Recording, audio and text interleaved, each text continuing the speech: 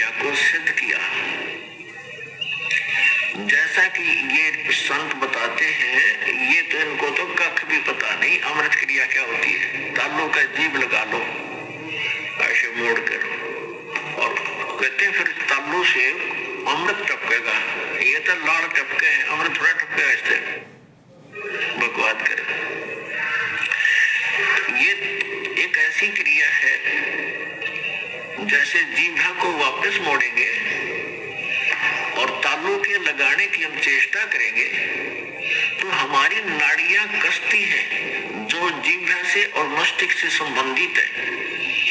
हमारे इस शरीर के अंदर इस तालू के ऊपर, ये जो तालू है लटक रहा है हमारे, इसके ऊपर एक थोड़ा सा स्थान है, वो क्यों प्लेस है, और उसके अंदर एक अमृत भरा रहता है सदा, और वो अमृत वहां से सीधा चलकर नीचे जाता है नाभि के पास, ऑटोमेटिक चल रहा है वो, और उसको एक कुंडलनी शक्ति है, कुंडलनी शक्ति बोले, नागिनी कहा संतों ने। उसकी दो जिह्वा है सर्प जैसी, और वो उस अमृत को वो पीती रहती है, शरीर में नहीं जा पाता, वो उसको चूस करके नष्ट कर देती है। उसके अंदर एक ऐसी क्रिया है। तो फिर क्या होता है, जब हम श्वास क्रिया को अभ्यास करते हैं श्वास का, और वो श्वास के साथ ऐसे खड़ी है, ऐसे उसका नाभि के जहां वो अमृत टपकता है ऊपर से जाकर नाभि के पास, उसका मुंह बिल्कुल उसके ऊपर है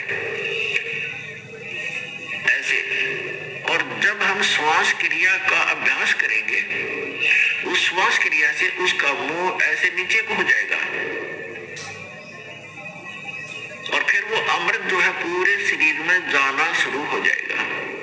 श्वास क्रिया से तो उसका मुंह टेढ़ा होगा, ऐसे नहीं रहेगा ऊपर को, वो ऐसे मुड़ जाएगा नीचे को। जो ऐसे टपक रहा था अमृत, उसको खा रही थी, फिर वो ऐसे हो जाएगी, उस पे उसके मुंह पे नहीं जाएगा। ये तो श्वास क्रिया का लाभ मिलेगा। और फिर जो हम तालू पर जीवा लगाने की चेष्टा करते हैं, उससे क्या होगा कि इस तालू के ऊपर एक स्थान है जहां पर ये अमृत भरा रहता है, लिक्विड सा है ये। उसके नीचे वो एक जैसे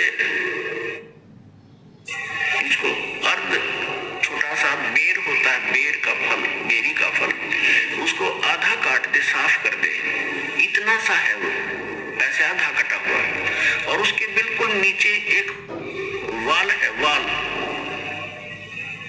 और उसके ऊपर एक छोटी सी नाड़ी टिकी हुई है जो उस वाल के सुराख को रोक रही है।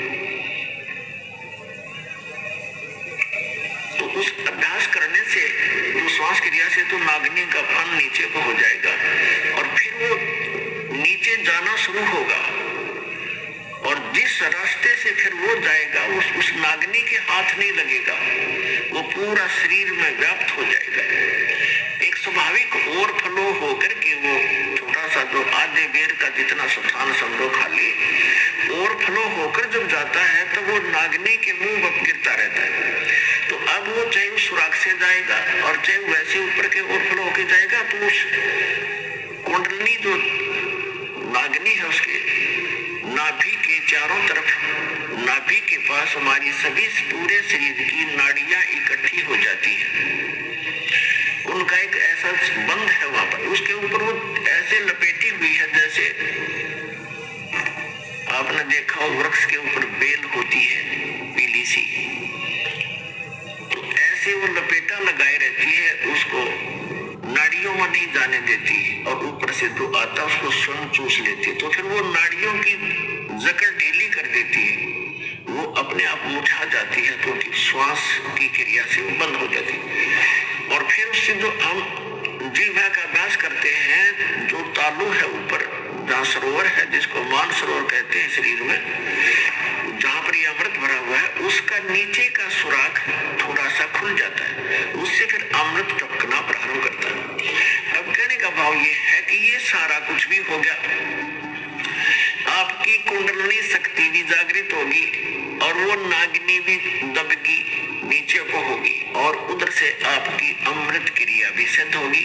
फिर अब क्या होगा, उससे क्या होता है कि शरीर के अंदर ज्यादा भोजन आहार की आवश्यकता नहीं रहती। शरीर बगैर खाए भी वर्षों तक रह सकता है, और भक्ति से ही मिली नहीं तो 1-1 लाख वर्ष तक बैठ कर चले गए, फिर गधे की योनि पाई।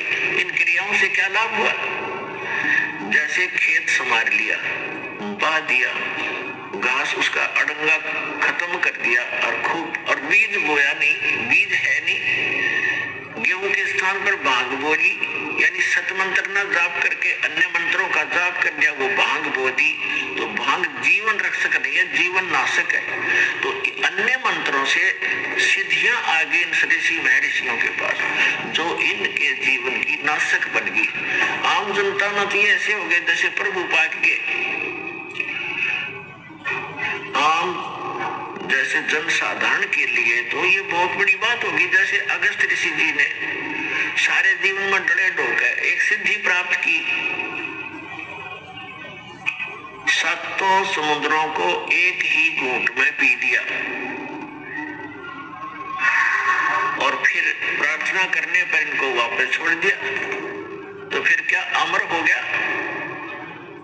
आम आदमी के लिए तो बहुत बड़ी पहाड़ है, 1 क्विंटल पानी नहीं पी सकता एक आदमी, 10 किलो मुश्किल से पिया था को गढ़ाई मर पड़ के, और उसने 7 समुद्रों को पी लिया। तो जनसाधारण के लिए तो भगवान सिद्ध हो गया वो, लेकिन कख नहीं था। अध्यात्म ज्ञान की तराजू में उसको तोल कर देखेंगे